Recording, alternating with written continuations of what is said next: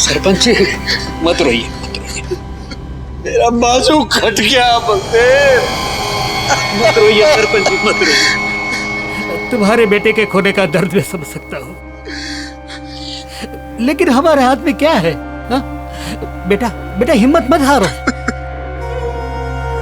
अब तुम्हें संभालना है अपने परिवार को। देखो देखो वहां भाभी को देखो, ऐसा लग रहा है जैसे दर्द को पीकर पत्थर बन गई है बेचारी।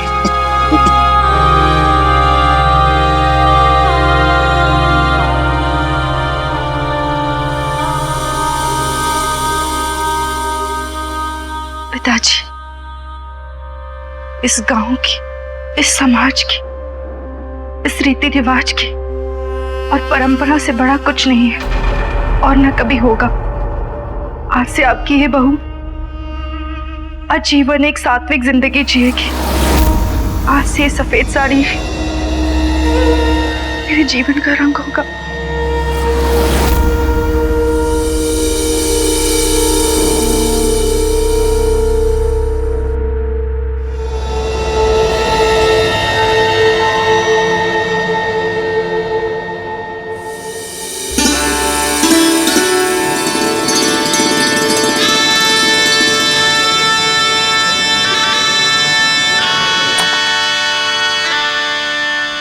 मम्मी मैं जाऊँ?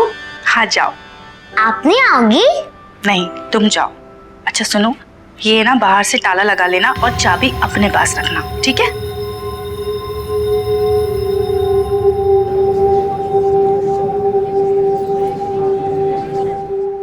सलोनी, अरे मेरी बच्ची कितनी प्यारी लग रही, क्या कर रही हो ये?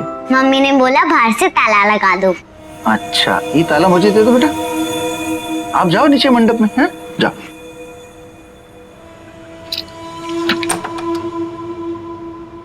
बहू,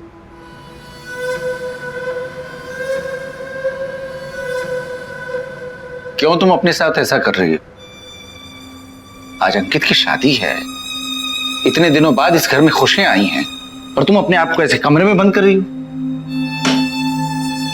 पिताजी, आज हमारे प्यारे देवर की शादी है। मैं नहीं चाहती कि दूल्हा दुल्हन मेरा चेहरा देखे।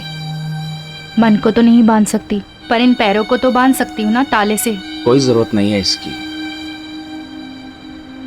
मुझे तुम पर पूरा भरोसा है। तुमने हमेशा हमारी प्रतिष्ठा और रिवाजों का आदर किया है। इस ताले चाबी की कोई जरूरत नहीं है।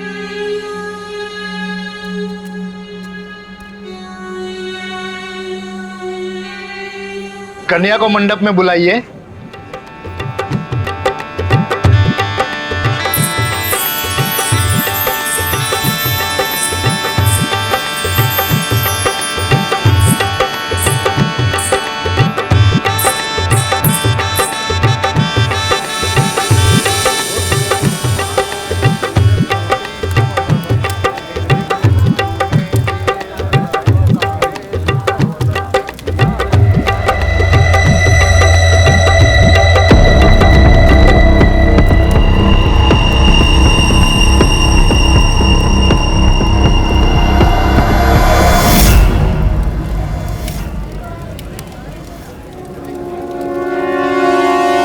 अब आप दोनों वरमाला के लिए खड़े हो जाइए।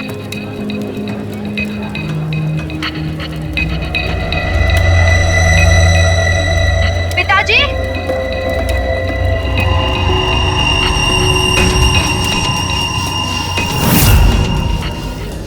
पिताजी,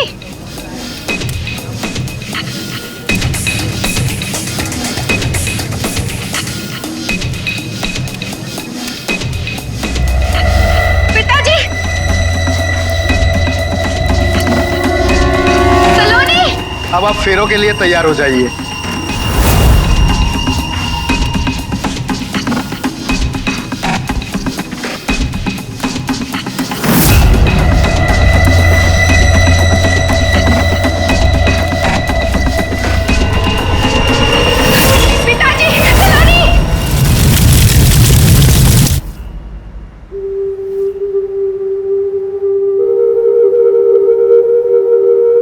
आज हम दोनों के लिए स्पेशल डे था।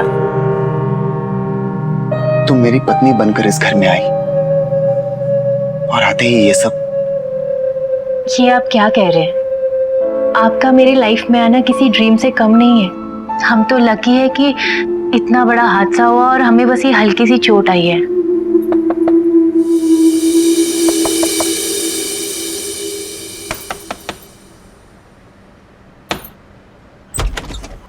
बापूजी, भाभी, अंके, बहू, बस बस बस, जीती रहो जीती रहो। बेटा, चौधरी परिवार की परंपरा के अनुसार सास अपनी बहू को सोने के कंगन पहनाती है। शारदा आज होती तो बहुत खुश होती, लेकिन परंपरा को तो निभाना है बेटा। बहू,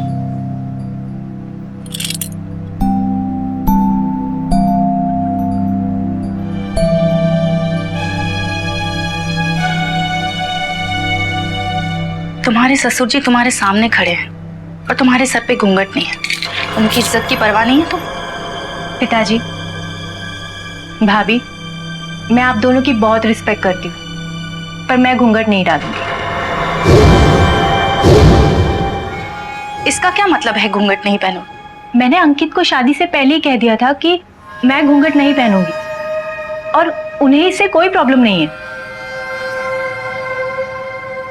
बापूजी, आंचल एक पढ़ी लिखी शहर की लड़की है और स्कूल टीचर भी है, इसलिए ये घूंघट। कहना क्या चाहते हैं देवर जी? भाभी, आप प्लीज हमें गलत मत समझिए। आप लोगों की इज्जत और मान का पूरा एहसास है हमें, लेकिन आप प्लीज आंचल को घूंघट लेने के लिए फोर्स मत कीजिए।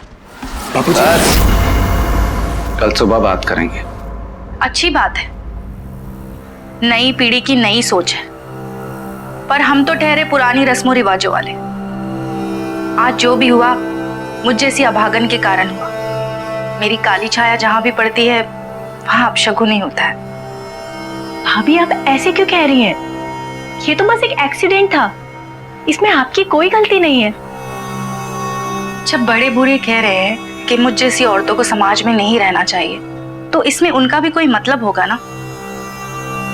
आज जो हुआ हम उसे बदल नहीं सकते, पर जो मैंने समाज के नियम तोड़े हैं उसकी सजा तो मुझे मिलनी चाहिए ना।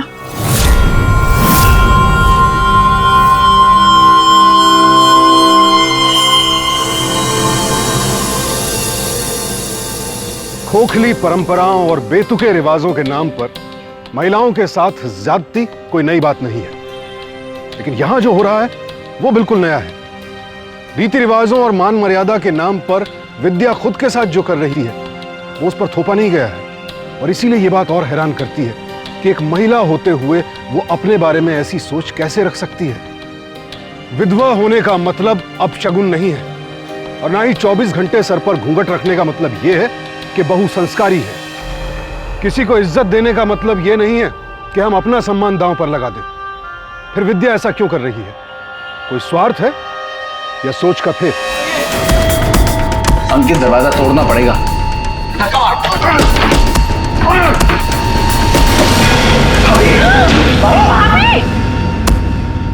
क्या कर रही हो ये? अपनी जान लेके हमें पाप का भागी बनाओगी क्या?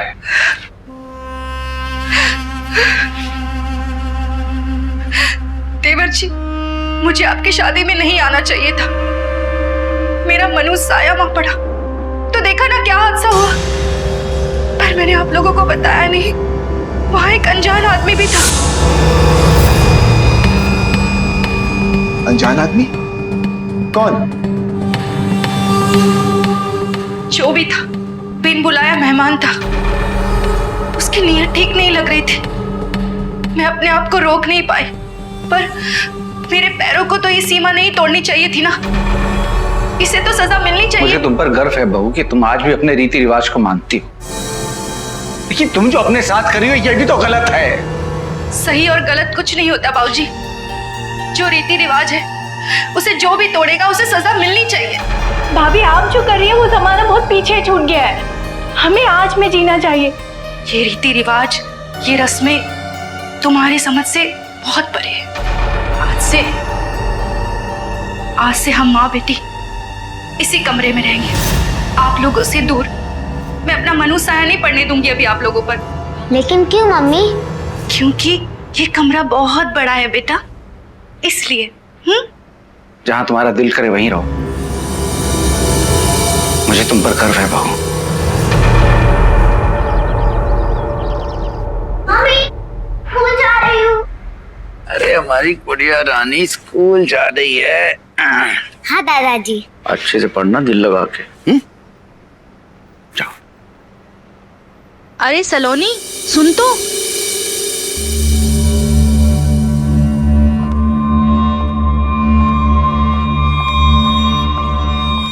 बाबूजी, मैं आपसे आंचल के बारे में कुछ बात करना चाहता हूँ।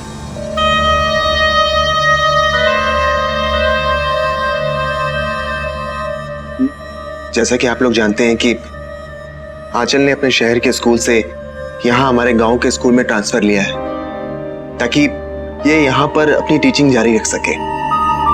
मतलब हमारी बहू घर से बाहर जाके काम करेगी, 4 पैसों के लिए मास्टर नहीं बनेगी हमारी बहू। बाबूजी, आप गलत समझ रहे हैं, पैसों की बात नहीं है। तुझे जरा भी अंदाजा है क्या बोल रहे? इन घरों में संस्कार और शर्म नहीं होती ना, उस घर की औरतें जाती हैं बाहर काम करने। जब तक मैं जिंदा हूं इस घर के सम्मान और परंपरा को कुछ छू भी नहीं सकता। तो काम नहीं करेगी बाहर जाके, असंभव। पिताजी आप गलत समझ रहे हैं। लोगों को पढ़ाना और एजुकेट करना तो एक रिस्पेक्ट की बात है। मैं यहाँ के बच्चों को पढ़ाकर आपका सम्मान बढ़ाना चाहती हूँ। इस गांव का सरपंच हूं मैं। इस गांव की हर रीति हर रिवाज का पालन किया है मैंने। पता है कैसे? हमारी संस्कारी बहू विद्या के कारण। इसके संस्कारों की वजह से मेरा सर आज भी गर्व से ऊंचा है। और बिना इसकी सलाह के मैंने एक भी फैसला, एक भी काम नहीं किया। इसे कहते हैं सम्मान, इसे कहते हैं परंपरा। वो नहीं जो तुम करने जा रही हो।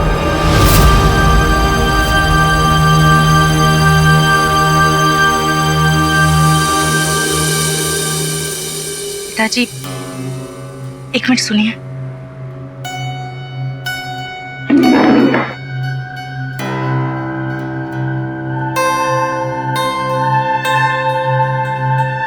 भाऊजी, आंचल का बाहर काम करने जाना आपके लिए भी अच्छा होगा। आप समझ रहे हैं ना मैं क्या कह रही हूँ? मेरी बात पे जरा गौर कीजिए। भाइयों बहनों, कई युग आए और चले गए, पर कोई भी हमारी सभ्यता, संस्कृति, हमारे रीति रिवाज को बदल नहीं पाया। क्यों? क्योंकि हमने उन्हें बदलने ही नहीं दिया। मेरा मानना है कि उसी नदी का पानी साफ और पीने योग्य होता है जो समय के साथ साथ बहता रहे। इसलिए हमें भी समय के साथ बदलना होगा।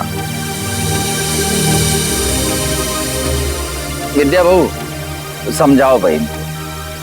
सरपंच जी ने फैसला किया है कि उनकी एक बहू यानी कि मैं रीति रिवाज परंपरा का निर्वाह करूंगी और उनकी दूसरी बहू आंचल बच्चों को शिक्षा देके गांव का भविष्य उज्जवल करेगी। सरपंच जी की जय हो। सरपंच जी की जय हो। बापूजी, मैं काम खत्म करके 2 दिन में वापस लौटूंगा।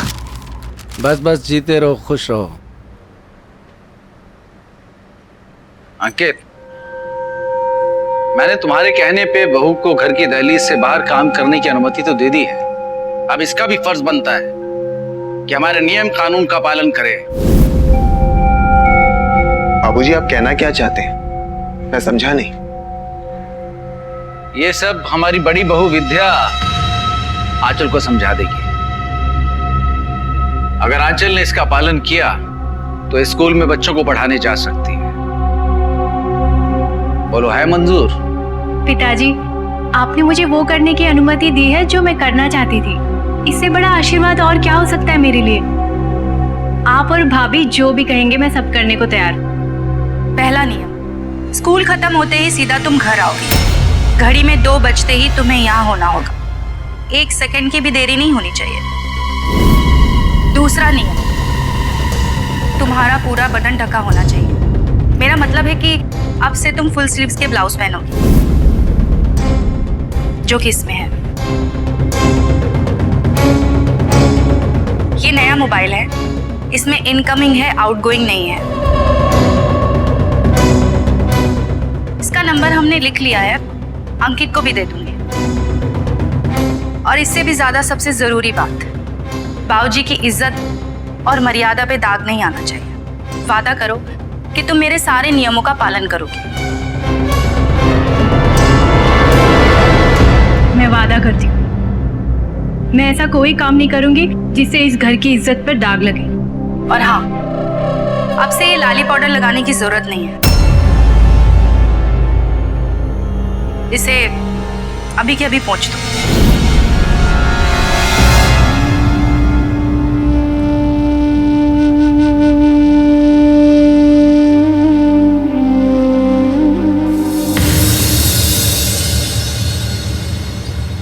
तो बच्चों, भारत इन 6 देशों से घिरा हुआ है, जिसमें पश्चिम की तरफ है पाकिस्तान, उत्तर की तरफ है नेपाल, भूटान, चीन और पूर्व की तरफ है बांग्लादेश और दक्षिण की तरफ है श्रीलंका।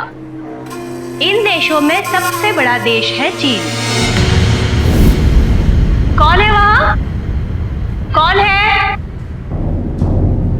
इन देशों में सबसे छोटा देश है भूटान, जो कि हिमालय पर्वतों में बसा हुआ है। भूटान और नेपाल के भारत के साथ बहुत अच्छे संबंध रहे हैं।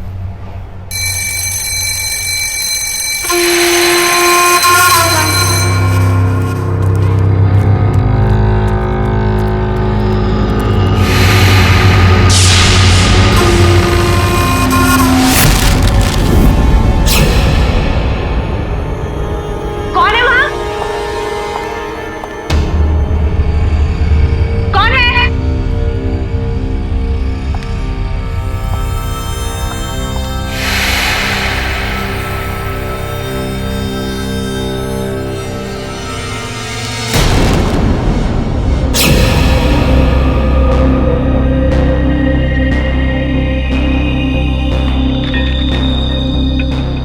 तुम्हारे होठों पे लाल लिपस्टिक बहुत अच्छी लगती है।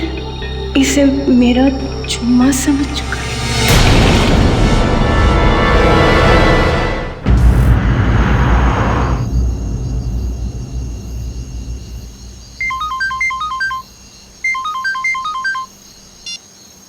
हेलो, क्या बात है, आज फोन करने में बहुत देरी हो गई। आंचल, क्या बात है, तुम कुछ उदास लग रही। आपको पता है आज स्कूल में क्या हुआ? क्या हुआ? स्कूल में पढ़ाते वक्त कोई मुझे छुप छुप के देख रहा था और अचानक से एक लिपस्टिक फेंक कर भाग गया। आंचल, ऐसे लफंगे इस तरह की बदतमीजी करते रहते हैं, पर तुम्हें डरने की कोई जरूरत नहीं। स्कूल में ये सब और घर पे विद्या भाभी। विद्या भाभी इतनी अजीब क्यों है? खुद को इतना टॉर्चर क्यों देती है वो? हाँ आंचल, भाभी ऐसी ही है, बापूजी की तरह एकदम स्ट्रिक्ट है। तुम एक काम करो, कल सुबह आ जाना। ठीक है। भाभी, भाभी, तुम इतनी रात को यहाँ क्या कर रही हो? वो भाभी आज आपका व्रत था ना, मैं आपके लिए फ्रूट्स लाई हूँ। इसकी कोई जरूरत नहीं है आंचल। वो भाभी, मैंने आपके कमरे से किसी की आवाज सुनी थी। तुम्हें ऐसा लग रहा होगा आंचल, ऐसा कुछ नहीं है। मेरे और सलोनी के अलावा यहाँ कोई भी नहीं है। भाभी, ब्रिजेश भैया की कैंसर से मौत हो गई, इसका मतलब ये तो नहीं कि आप जीना छोड़ देंगी। आंचल, बहुत रात हो गई है, मुझे लगता है तुम्हें जाके सो जाना चाहिए। तुम्हें कल स्कूल भी जाना है ना, और सलोनी की भी नींद खराब हो रही है। तुम जाओ यहाँ से इस वक्त।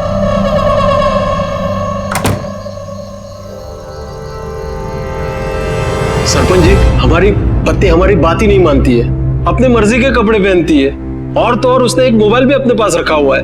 बताइए हम क्या करें? क्या करें इस औरत का? जो पत्नी अपने पति की बात नहीं मानती वो कैसी पत्नी? उसे छोड़ देना चाहिए, समाज से बाहर निकाल देना चाहिए, मुझे तो ये लगता है। हमारी बहू का निर्णय हमारा भी निर्णय है। जी सरपंच।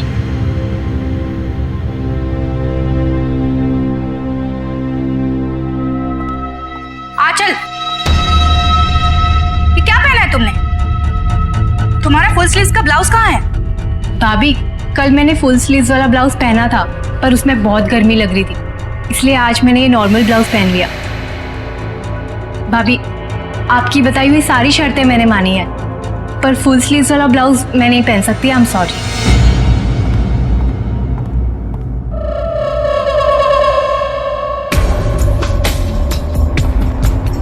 लगता है आपके खुले विचारों का कुछ ज्यादा ही फायदा उठा लिया इसने। ना ढंग के कपड़े, ना सर पे घूंघट, ऊपर से जवाब भी देने लगी है।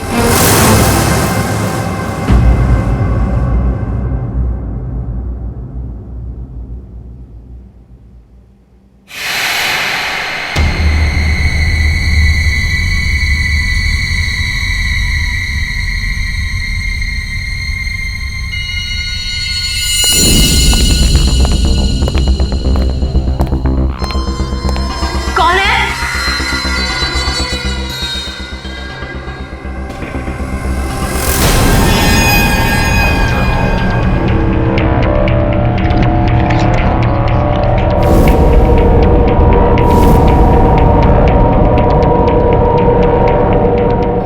आग का गोला लग रहे हो इस हाड़ी में, मन करता है इस आग में चल जाऊं। राम सिंह जी! राम सिंह जी! राम सिंह जी! जी मैडम। यहाँ पर कोई था? यहाँ तो कोई नहीं है। नहीं नहीं, मैं कह रही हूँ ना, यहाँ पर कोई था। ठीक है मैम साहब, हम चेक कर लेते हैं।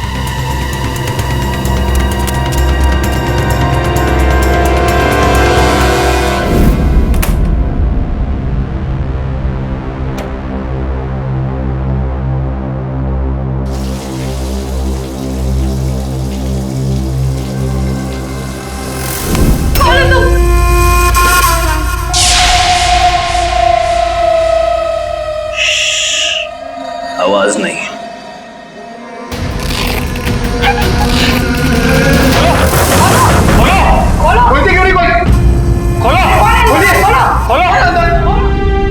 लगता है कुछ बुरा हुआ है साहब। आ गई हमारी इज्जत की धज्जियां उड़ा के। बात हो गया पुराना बढ़ाना। आज के बाद घर से बाहर कदम भी नहीं रखोगी तुम। लेकिन पिताजी, इसमें हमारी गलती नहीं थी। एक शब्द ही मत बोलना। जिस तरह से तुम अपनी हालत बना के आई हो, बाहर लोग हमारी खिल्ली उड़ाएंगे। शर्म आनी चाहिए तुम्हें।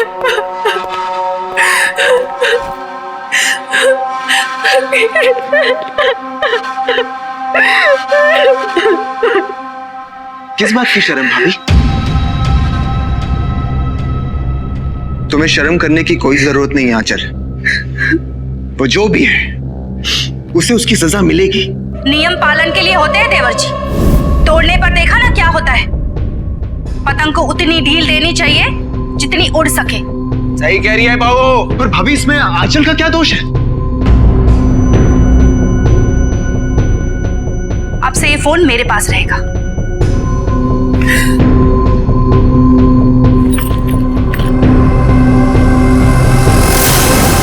हे भगवान, पिताजी, ये देखो। ये मेरी नहीं है। मैंने आपसे कही थी ना वो लिपस्टिक वाली बात। और देखो क्या है पर्स में, देखो।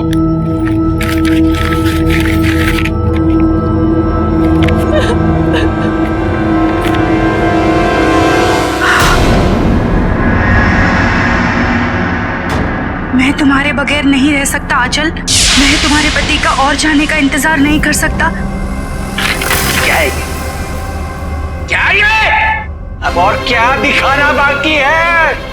पिताजी मैं नहीं जानती कि ये लेटर मेरे पर्स में कहाँ से आया। मैं किसी आदमी को नहीं जानती। बाबूजी कह तो रही है कि ये नहीं जानती है। तुम चुप रहो। दिन भर अपने पुराने आशिक के साथ कुछ छर्रे उड़ाती रहती है और घर में आके कहानियां सुनाती है। बहुत हो गया बाबूजी, आप इस तरह आंचल को ब्लेम नहीं कर सकते। तुम चुप रहो। पूछो इससे, इसके आशिक का नाम पूछो। सच्चाई हमेशा कड़वी होती है देवर जी। मुझे अपनी पत्नी पर भरोसा है भाभी, और मुझे उसके कैरेक्टर के बारे में किसी से कोई सर्टिफिकेट नहीं चाहिए। वो आदमी कौन है और ये सब क्यों कर रहा है, मैं उसका पता लगा के रहूंगा। कोई जरूरत नहीं है पता लगाने की। मैं किसी जरूरी काम से बाहर जा रहा हूं दूसरे गांव, और जब मैं वापस लौट के आऊं तो ये चरित्रहीन स्त्री इस घर में दिखनी नहीं चाहिए बस।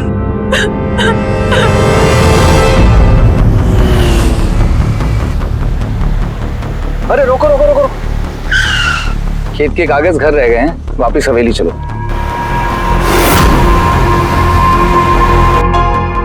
Mummy mummy mummy mummy. Saloni बेटा, माँ कहाँ है तुम्हारी? मैं तो मम्मी के पास ही जा रही हूँ। चल आज।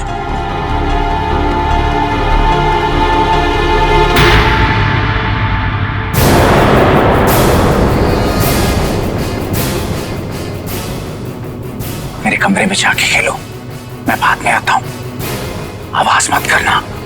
कमरे में जाओ और चुप जाओ। तुम कितना अच्छा प्लान था ना हमारा, आंचल को तुम्हारा लवर बना के सबकी नजरों में गिराना। कमीने कहीं की मुझे चुनौती देने लगी थी। वो कहावत सुनी है ना तुम, धोबी का कुत्ता न घर का न घाट का। चलो, तो तुम्हारा प्लान भी सफल हो गया। अब तो मुझसे शादी कर लो। मैं बहुत खतरनाक औरत हूँ और खतरनाक चीजों से खेलते हैं, एंजॉय करते हैं, मस्ती करते हैं, पर शादी शादी समझे।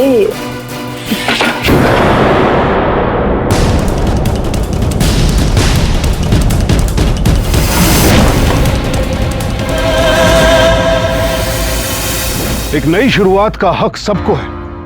पति की मौत के बाद विद्या चाहती तो किसी और के साथ सही तरीके से नई जिंदगी शुरू कर सकती थी। उसे इतना प्रपंच रचने की क्या जरूरत थी? विद्या के ससुर की मौत सिर्फ इसलिए नहीं हुई कि उन्होंने बड़ी बहू को रंगे हाथों पकड़ लिया था।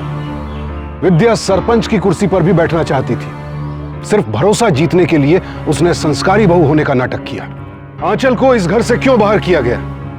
एक औरत अगर हमारी सहूलियत के हिसाब से उठ बैठ रही है तो अच्छी है, वरना उसका चरित्र खराब है। यह सोच सिर्फ विनाश की ओर ले जा सकती है। आज अगर आंचल इस घर में होती तो शायद चौधरी साहब की जान बच जाती, लेकिन वो सही बहू को परखने में चूक गए, और अब उनकी इसी चूक की वजह से बाकी लोगों की जिंदगी भी खतरे में है। तुम बाबूजी रस्सी खोलो।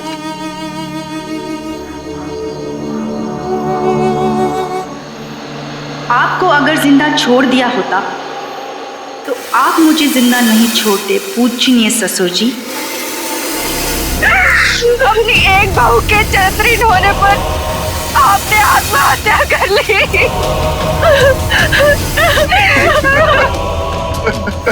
हमारे सच्चे पिता का साया छीन गया। सरपंच जी से अपनी छोटी बहू की बदनामी देखी नहीं गई, बेचारे ने आत्महत्या कर ली। ये सब तुम्हारे कारण हुआ। नहीं भाभी, तुम मेरे देवता जैसे ससुर को खा गई। मैं तुम्हें कभी माफ नहीं करूंगी।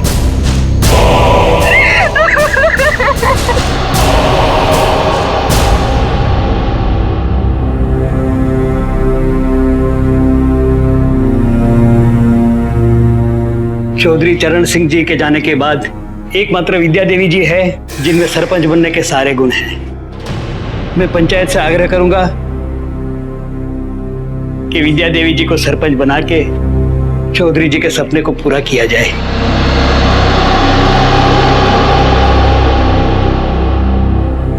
भाभी मैं बापूजी की अस्थियां लेकर हरिद्वार जा रहा हूँ। ठीक है देवर जी, संभाल के जाना।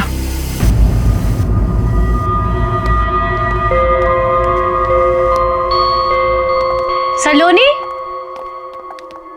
बेटा तुम अकेले क्यों खेल रहे हो? कोई है ही नहीं मेरे साथ खेलने के लिए। मम्मी कहाँ है? मम्मी घर के अंदर है, डिस्टर्ब करने से मना किया है। डिस्टर्ब करने से? ठीक है तुम खेलो।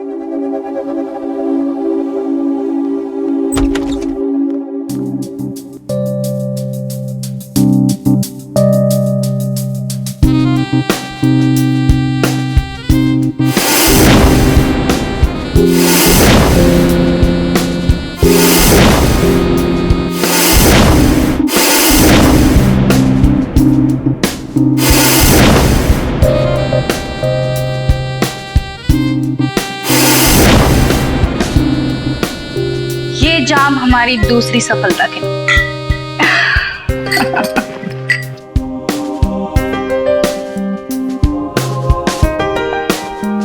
दुनिया समझती है कि पिताजी ने आत्महत्या की है, पर यह आत्महत्या नहीं, हत्या है। और उस कमीनी आंचल का भी पत्ता काट दिया।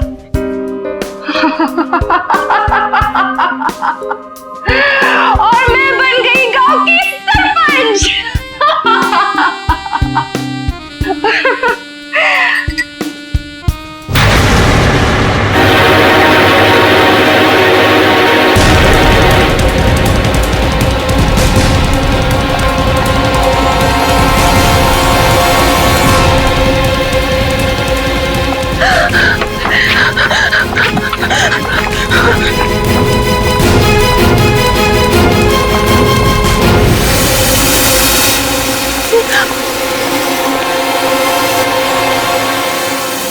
फोन लगा रही थी? बेवकूफ, तुझे इतना भी नहीं पता कि ये फोन इनकमिंग है, आउटगोइंग नहीं। तो फिर क्यों लगा रही हो फोन? हाँ? करने दो विद्या, बेचारी को फोन करने दो।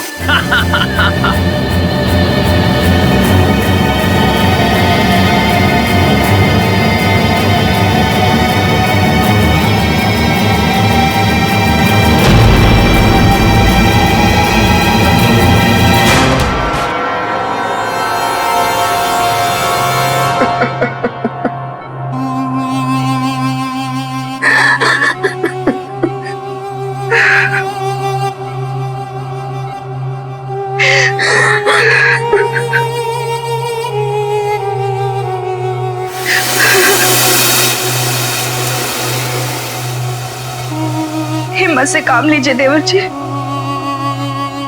सब कुछ एक पल में खत्म हो गया भाभी। मैंने बापूजी और अब आंचल। भाभी डॉक्टर ने कहा है कि आंचल कोमा में चली गई है। पता नहीं भाभी आंचल बचेगी या नहीं। आपको डॉक्टर साहब बुला रहे हैं।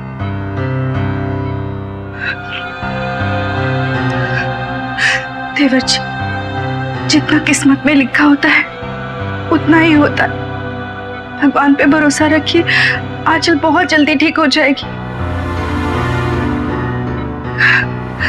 अभी आप डॉक्टर साहब से जाके मिलिए, देखिए वो क्या बोल रहे हैं। मैं आपके लिए कुछ खाने के लिए लेकर आती हूँ।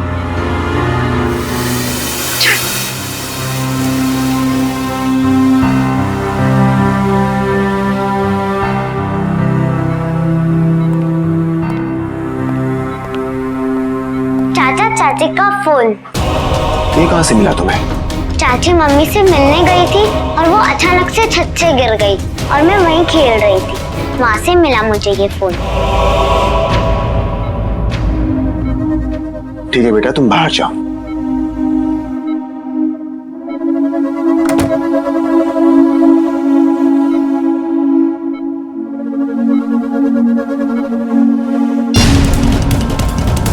भाभी, झूठ, संबंध, पिताजी हत्या, इसका मतलब क्या हो सकता है?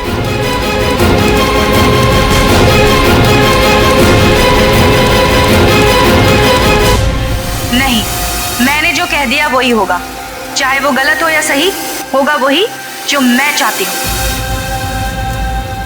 क्या सच में डॉक्टर? मुझे तो विश्वास नहीं हो रहा है डॉक्टर, ये तो सचमुच बहुत बड़ी खुशी की खबर है। Thank you doctor, thank you so much. भाभी,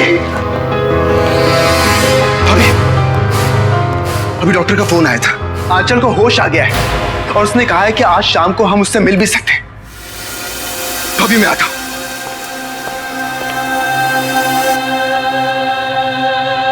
आप लोग अभी जाइए, मैं आपका फैसला बाद में करती हूँ।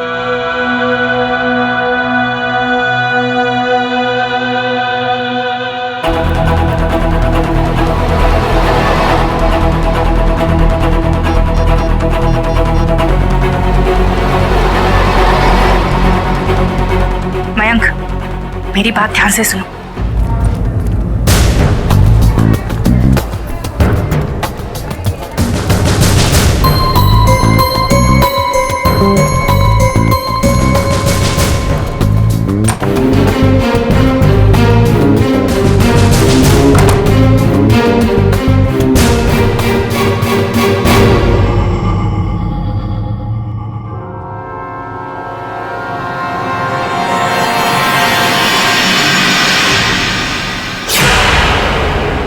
सरपंच जी, हमारी जमीनों पर उन्होंने कब्जा कर रखा है और जमीन के एवज में वो हमसे पैसे मांग रहे हैं। हाँ तो पैसा दे दीजिए ना, जमीन चाहिए कि नहीं? सरपंच जी पर कुछ नहीं, जो कह दिया है वो करिए बस।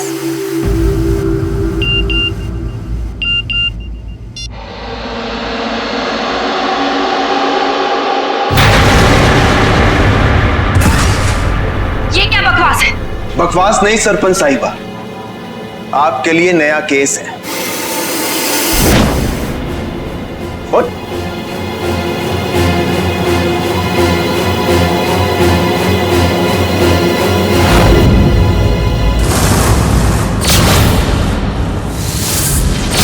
इंसाफ कीजिए इस आदमी का सरपंच जी। इस आदमी का एक औरत के साथ अवैध संबंध है और दोनों ने मिलकर एक हत्या भी की है। मैं समझी नहीं।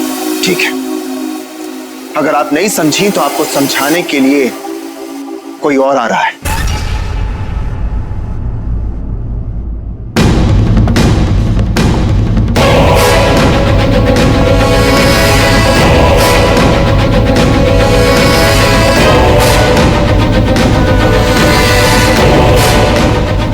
मैं गवाह इस आदमी और उस औरत के अवैध संबंध की।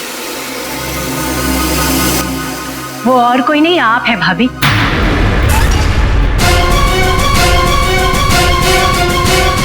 जिसने हमारे ससुर जी और इस गांव के सरपंच की हत्या की, वो भी और कोई नहीं, आप हो।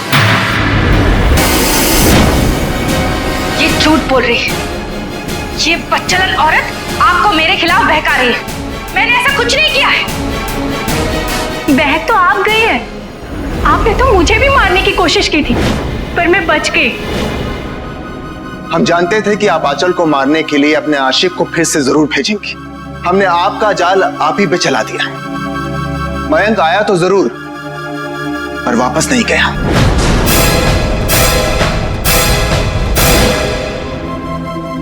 फिर अब झूठ बोल के कोई फायदा नहीं है, अब पुलिस भी आ गई है।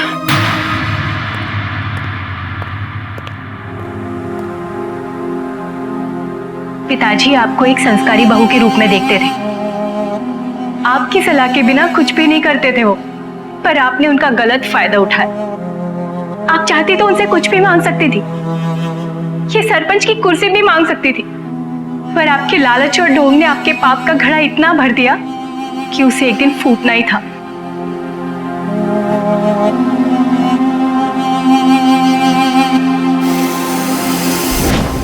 संस्कार विचारों से आकार लेते हैं। अच्छे विचार ही अच्छे संस्कारों के बीज हैं। और विद्या की सोच तो शुरू से ही गलत थी, लेकिन वो अपनी सोच को इस हद तक ले गई तो आप भी समझ गए होंगे। उसने अपने ससुर की एक कमजोर नब्ज पकड़ ली थी। वो जानती थी कि उसके ससुर उन लोगों में से हैं जो महिलाओं के लिए संकीर्ण सोच रखते हैं। विद्या के ससुर ने संस्कारों की गलत परिभाषा दी और अफसोस कि गलत रीति रिवाजों और परंपराओं का बोझ आज भी महिलाओं और लड़कियों के कंधों से हटा नहीं है। जब तक हमारा समाज महिलाओं को उनके वजूद और हक के साथ नहीं अपनाएगा, तब तक विद्या जैसी शातिर अपराधी अपने लालच में घर तबाह करती रहेंगी। अंकित नई पीढ़ी का नौजवान है। उसकी सही सोच और साहस ने दिखा दिया कि हालात बदल रहे हैं। अब गलत सोच को परंपरा के नाम पर बोझ की तरह ढोया नहीं जाएगा। सावधान इंडिया।